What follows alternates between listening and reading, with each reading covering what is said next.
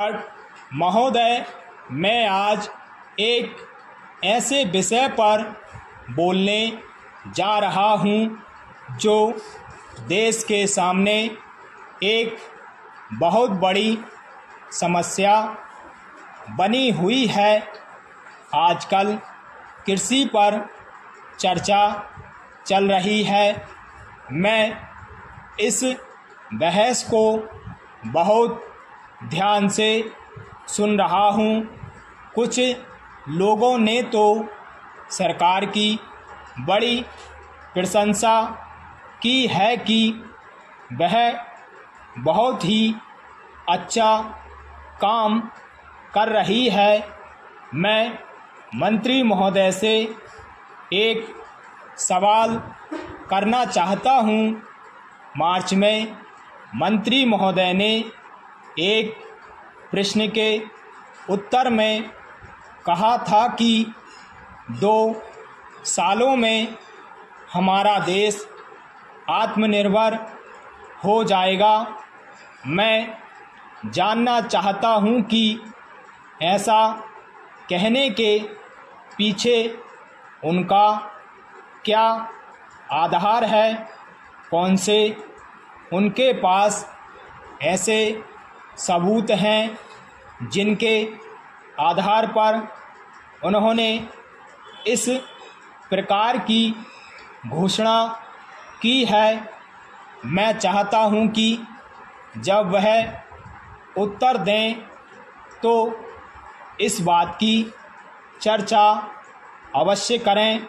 Para सभापति महोदय, आप जानते हैं कि इस देश में 80% लोग खेती करते हैं और उसके बाद भी आज हमारे देश का सम्मान दूसरे देशों में बिल्कुल नहीं है।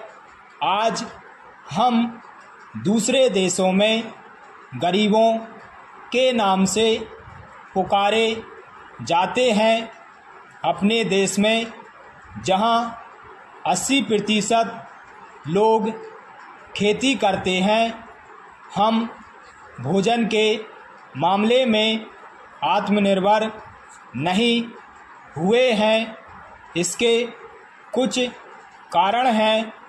जब देश आज़ाद हुआ उसी समय से सरकार ने कुछ गलतियां की हैं, जिसका परिणाम यह हुआ है कि आज 60 साल के बाद भी हम आत्मनिर्भर नहीं हो पाए हैं। इसका सबसे बड़ा कारण यह है कि हमारे देश में पहला स्थान खेती को ना देकर उद्योगों को दिया गया है। उद्योग हमारे देश के लोगों की जीविका का मुख्य साधन नहीं हो सकते हैं। भोजन की समस्या के हल के लिए जिन वस्तुओं की आवश्यकता है उसकी ओर हमें ध्यान देना चाहिए। सबसे पहले पानी की आवश्यकता है। मैं समझता हूँ कि देश में सिंचाई पर अधिक जोर दिया जाना चाहिए और सिंचाई तथा खाद्य मंत्री एक होना चाहिए। यह सभी जानते हैं कि पानी के बाद खेती के लिए खाद भी आवश्यक है। खाद का स्थान दूसरा हो सकता है।